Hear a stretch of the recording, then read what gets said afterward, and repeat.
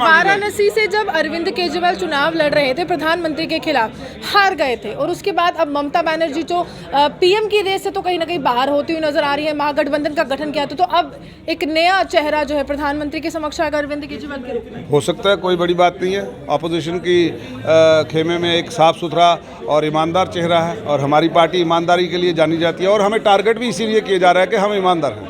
लेकिन क्योंकि प्रधानमंत्री का अगर आंकड़ा चुना है तो आपको यूपी बिहार तो जीतना पड़ेगा। तो हम जीतेंगे, कैसे जीतेंगे? अपोजिशन पूरी जीतेगी, मिलके इलेक्शन लड़ेगी जाएगी। इस बार तो केजरीवाल जी ने भी थोड़े दिन पहले जो अपोजिशन की मीट हुई है उसके बाद ही ये ईडी का सम बन गया है, क्योंकि उनको लगा कि ये अगर सारे लोग इकट्ठे हो जाएंगे हम कहीं ना कहीं इनको विचलित कर दें। प्रधानमंत्री कहते हैं कि सभी भ्रष्टाचारी एक ही मंच पर आए हैं और एक मोदी जो है वो सब पर भारी है। नहीं, सारे भ्रष्टाचारी मोदी साहब के पास चले गए हैं और बीजेपी इस वक्त वो वॉशिंग मशीन बनी है, जो इनके पास जाए वो डाकू भी साधु बन जाए और जो दूसरी खेमों में दूसरी पार्टियों में साधु है उसको डाकू बनाने पे तुले है, वो ईडी और सीबीआई के जरिए उस माध्यम से लगे हैं। बाकी कौन सा बड़ा जो है सियासी जिसका नाम बदनाम था, जिस चोरी चकारी स्कैम में नहीं था, वो सारे के सारे इनके साथ गए।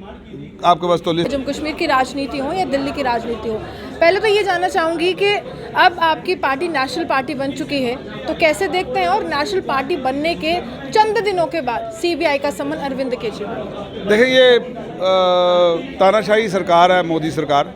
ये आज जो भी उनके जो सच्चाई को उभारता है, आज की डेट में सच्चाई बोलना जो है वो मोदी सरकार के खिलाफ बोलने की बात है, क्योंकि मोदी सरकार आज एक झूठ का पुलंदा बन के रह गई है, स्कैम्स का पुलंदा बन के रह गई है।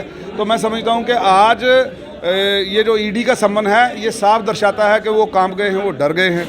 उनको ये डर का माहौल लगने लगा है कि केजरीवाल आने वाले दिनों में, जैसे चंद ही सालों में वो एक नेशनल पार्टी उभर के आ गई है, तो जल्द ही वो एक हिंदुस्तान में छा जाएगी और अरविंद केजरीवाल से वो डरने लगे हैं। क्योंकि लेकिन अगर हम कहें, भाजपा लगातार ट्वीट के माध्यम से कह रही है कि अरविंद केजरीवाल डरे हुए हैं और मनीष सिसोदिया से 4 मोबाइल फोन्स आबकारी नीति के जब पूरा संबंध यहाँ पर देखा गया, 4 मोबाइल फोन्स प्राप्त हुए, 3 उन्होंने नष्ट कर दिए क्योंकि 3 में सारा डाटा था जो अरविंद के खिलाफ चल रहा है। ये सब ढोकलेबाजी है, बिल्कुल बेबुनियाद बातें हैं। देखें, अगर आपको शराब के ऊपर स्कैम करना है ना, देखना है ना, तो जम्मू कश्मीर राज्य में सबसे बड़ा शराब का स्कैम है, सबसे बड़ा। लेकिन वहाँ ना ईडीआई का दम है, ना सीबीआई के घुटनों में दम है कि वो यहाँ की लिकर पॉलिसी के ऊपर करे ना आगे। 800 करोड़ का नुकसान हुआ, 800 करोड़ का स्टेट एक्सचेकर को नुकसान है। कैमरे में बोल रहा हूँ, साबित कर दूंगा इसको, आए ईडी और सीबीआई साबित करके दूंगा उसको। लेकिन ये बेबुनियाद वो सिर्फ मोदी जी की डायरेक्शन पे, शाह जी की डायरेक्शन पे उनको जाके जो आप तो डिग्री भी मांग रहे हैं प्रधानमंत्री को निरंतर, अगर हम कहें पत्रकार वार्ता संजय सिंह भी करे कि डिग्री दिखा दीजिए, और भाजपा कह रही है कि ऐसा क्या हो गया कि प्रधानमंत्री से सवाल किए जा रहे हैं। देखें, अगर शक आ जाएगा तो डिग्री दिखाने में भी हर्ज क्या है। अगर आज तक किसी ने भीमराव अंबेडकर साहब से तो डिग्री नहीं मांगी, क्योंकि उन्होंने 29 कर रखी थी, 4 में डॉक्टरेट कर रखा था, 9 भाषाओं का ज्ञान था। किसी ने मांगा उनसे डिग्री कि क्यों? क्योंकि लोगों को पता था कि आज विश्व में, पूरे विश्व में, कल हमने 14 अप्रैल को उनका दिन मनाया है, तो मैं कहता हूँ पूरे विश्व में 29 जो हमारी जो यूनिवर्सिटीज़ हैं वहाँ पे भीमराव अंबेडकर साहब का दिन मनाया गया था। क्यों? क्योंकि वो सबसे पढ़े लिखा नेता के रूप में उभर के आए पूरे विश्व भर में। आज उनसे किसी ने डिग्री नहीं मांगी। जहाँ शक होगा, लेकिन मैं मानूं कि वाराणसी से जब अरविंद केजरीवाल चुनाव लड़ रहे थे प्रधानमंत्री के खिलाफ, हार गए थे और उसके बाद अब ममता बनर्जी जो पीएम की रेस से तो कहीं ना कहीं बाहर होती हुई नजर आ रही है, महागठबंधन का गठन किया तो अब एक नया चेहरा जो है प्रधानमंत्री के समक्ष आएगा अरविंद केजरीवाल के रूप में। हो सकता है, कोई बड़ी बात नहीं है। अपोजिशन की खेमे में एक साफ सुथरा और ईमानदार चेहरा है और हमारी पार्टी ईमानदारी के लिए जानी जाती है और हमें टारगेट भी इसीलिए किया जा रहा है कि हम ईमानदार हैं।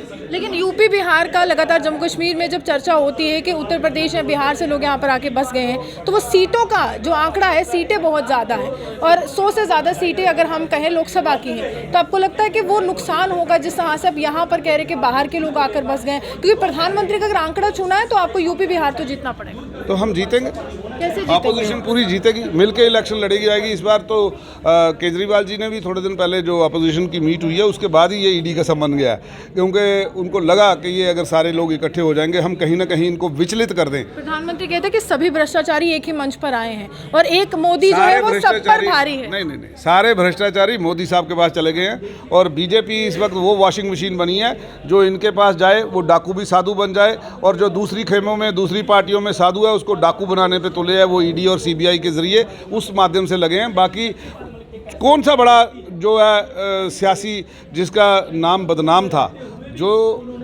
जिस चोरी चकारी स्कैम में नहीं था, वो सारे के सारे इनके साथ गए। आपके पास तो लिस्ट है, आप मुझसे क्यों पूछ रही हैं? आपसे मैं जानना चाहूंगी कि अब जम्मू कश्मीर को लेकर क्या रणनीति है? देखिए, मैं आपको बता दूं कि जम्मू कश्मीर में आम आदमी पार्टी जो है वो 90 की 90 सीटों पे चुनाव लड़ेगी। जीतेगी कितनी? 90। देखिए, 90 में से 90 हम जीतेंगे। और यहाँ पर तो त्रिशंकु विधानसभा है, तो पूरा आंकड़ा छू लेंगे। कश्मीर और जम्मू दोनों जीतेंगे। आज जम्मू कश्मीर में त्राहिमाम मचा हुआ है, चाहे वो आप नौकरियों को लेकर लगा लीजिए, चाहे आप किसी भी चीज़ किसी मुद्दे पे लगा लीजिए। आज सड़कों पे जो युवा है वो सड़कों पे है, कंट्रेक्चुअल लेक्चरार सड़कों पे है, मुलाजिम सड़कों पे है, हमारे कश्मीरी पंडित भाई सड़कों पे हैं।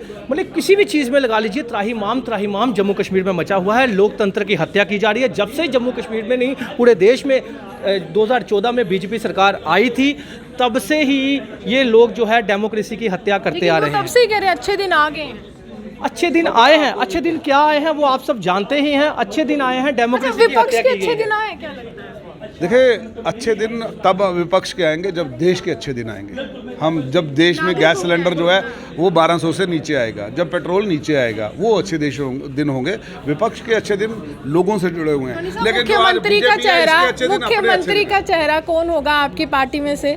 आपको हम नेशनल कॉन्फ्रेंस के टाइम से जान रहे हैं, आपको हम स्टूडेंट पॉलिटिक्स के टाइम से जान रहे हैं, तो दिल्ली में क्या चर्चा कुछ चेहरों पर हुई आम आदमी पार्टी के लिए? देखें, हमारी पार्टी में इन बातों को लेके हम पॉलिटिक्स ही नहीं करते कि मुझे क्या बनना है, मुझे नहीं बनना है। मुझे सबसे पहले अपनी पार्टी का सिपाही बनना है। मेरी पार्टी तय करेगी ये सिपाही आगे इसकी प्रमोशन होगी किसकी होगी, ये पार्टी तय करेगी। लेकिन मेरी पार्टी में मुझे पहले सिपाही बनना है, ओहदे बाद में है।